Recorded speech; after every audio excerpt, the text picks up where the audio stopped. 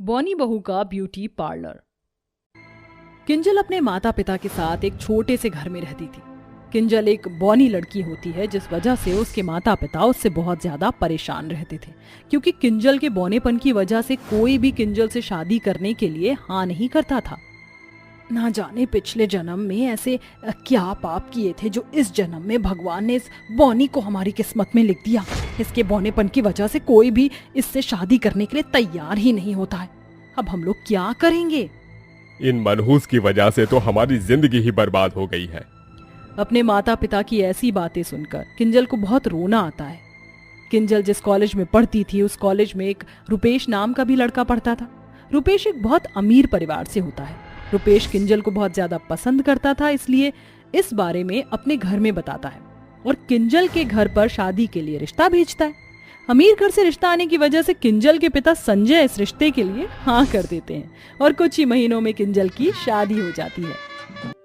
भैया, ये क्या भाभी इतनी बौनी है? ऐसा लग रहा है कि आप शादी करके अपनी पत्नी को नहीं बल्कि अपनी बेटी को लाए हो। मैंने तुझे इतनी अच्छी अच्छी लड़कियों की फोटो दिखाई, लेकिन तुझे इस बौनी लड़की में ऐसा क्या दिखा जो तू इससे शादी करके इसे ले आया? अब हर कोई हमारा मजाक उड़ाएगा। रिया और माँ, किंजल मेरी पत्नी है और इस घर की बहू, और मैं अपनी पत्नी के खिलाफ कुछ भी नहीं सुन सकता हूँ। किंजल जैसी भी है वो मुझे वैसे ही पसंद है। रुपेश की बात सुनकर शांति को ना चाहते हुए भी रुपेश और किंजल का गृह प्रवेश करना पड़ता है। किंजल के बौनेपन की वजह से उसे घर के काम करने में काफी परेशानी होती थी, लेकिन वो टेबल पर चढ़कर जैसे तैसे घर के सारे काम किया करती थी। लेकिन इस सब के बावजूद भी किंजल की सास नंद को किंजल के लिए कभी भी दिल में थोड़ी बहुत भी ना दया नहीं आती है और वो उसकी बौनेपन का हमेशा मजाक उड़ाती है। ऐसे ही समय बीतता रहता है और एक दिन देख तो रिया, कैसे चारों तरफ पानी ही पानी हो गया है। इस पानी की वजह से हर जगह कंपनियों को बंद करा जा रहा है। शांति इतना कही रही होती है कि तभी रुपेश आंखों में आंसू लिए घर आता है, जिसे देखकर शांति कहती है, क्या हुआ रुपेश, तू रो क्यों रहा है? सब कुछ ठीक है ना? सब खत्म हो गया माँ। बारिश की वजह से हर जगह बाढ़ आने की संभावना हो गई है। हर जगह बारिश का पानी घुस गया है। हमारी कंपनी में भी पानी घुस गया है, जिस वजह से हमारी कंपनी सील हो गई है। कंपनी की सील होने की वजह से कंपनी ने जिन जिन एम्प्लॉइज को रखने के लिए घर दिया था, कंपनी उनसे घर वापस ले रही है। यानी कि अब ना हमारे पास पैसे कमाने का कोई जरिया है और ना ही रहने को छत है। हम माँ बेघर हो गए। नहीं बेटा, ऐसा नहीं हो सकता। अब हम लोग कहाँ जाएंगे? इस घर के अलावा तो हमारे पास और कोई ठिकाना ही नहीं।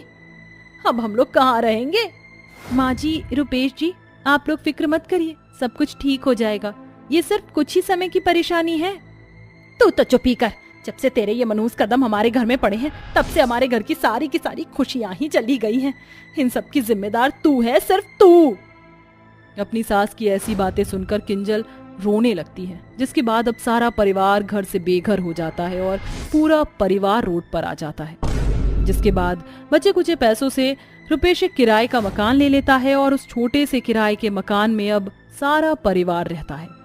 रुपेश अब घर को चलाने के लिए किराने की दुकान पर काम करता है, जहां उसे दिन में 100 से 200 रुपए मिला करते थे, जिससे घर का खर्चा चलाना बहुत ज्यादा मुश्किल हो जाता है। और इन सब का सबसे ज्यादा असर शांति और रिया पर पड़ता है। माँ, हमें कब तक इस गरीबी में जीना होगा? बिना एसी के तो मेरी जान ही निकली जा रही है और रोज रोज ये दाल चावल खाकर ना मैं थक चुकी हूँ। मुझे पिज्जा बर्गर खाना है। बेटा, ये सबसे तो मैं भी बहुत थक चुकी हूँ, लेकिन अब हम कर ही क्या सकते हैं? जब तक तेरे भाई की किसी कंपनी में अच्छी नौकरी नहीं लग जाती, तब तक हमें ये सब कुछ सहना पड़ेगा और ये दाल चावल खाकर ही गुजारा करना पड़ेगा।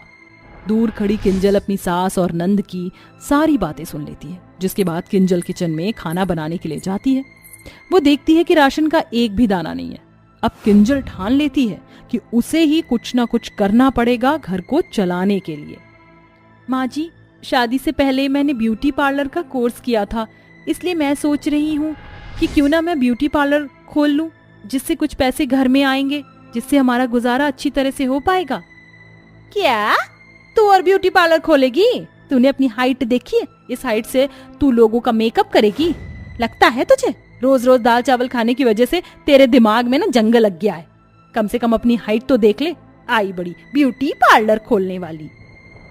ब्यूटी पार्लर का तो पता नहीं, लेकिन तुम एक काम कर सकती हो, जोकर के कपड़े पहनकर तुम लोगों का एंटरटेनमेंट कर सकती हो, शायद उसी से कुछ पैसे तुम्हें मिल जाए। माँ जी, रिया, बौना होना ना कोई पाप तो नहीं है। दुनिया में ऐसे कई इंसान हैं जो बौने हैं, लेकिन इसका मतलब ये नहीं कि वो अपनी जिंदगी में कुछ कर नहीं सकते हैं। आप मुझ पर विश्वास तो करिए, मुझे पूरा यकीन है कि मेरा ब्यूटी पार्लर जरूर चलेगा। अगर तुझे इतना ही यकीन है तो खोल ले ब्यूटी पार्लर, लेकिन मैं तेरे इस काम में एक भी पैसा नहीं लगाने वाली। कहीं मेरे पैसे डूब गए तो क्या होगा? वैसे ही पैसों की इतनी परेशानी चल रही है। ब्यूटी पार्लर खोलने के बाद से किंजल बहुत खुश हो जाती है, जिसके बाद किंजल जाकर अपनी एक सोने की चेन को बेच देती है और उससे मिलने वाले पैसों से छोटी सी दुकान किराए पर लेकर और मेकअप का सामान लाकर अपना ब्यूटी पार्लर खोलती है।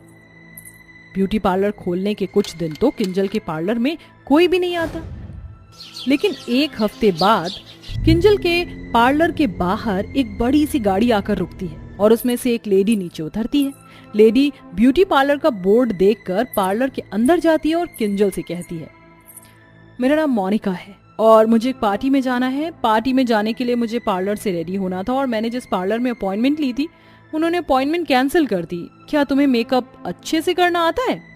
जी मैम, मुझे मेकअप बहुत अच्छे से करना आता है। आप बैठ जाइए, मैं आपका बहुत अच्छे से मेकअप करूंगी। जिसके बाद मोनिका चेयर पर बैठ जाती है और किंजल उसका बहुत सुंदर मेकअप करती है।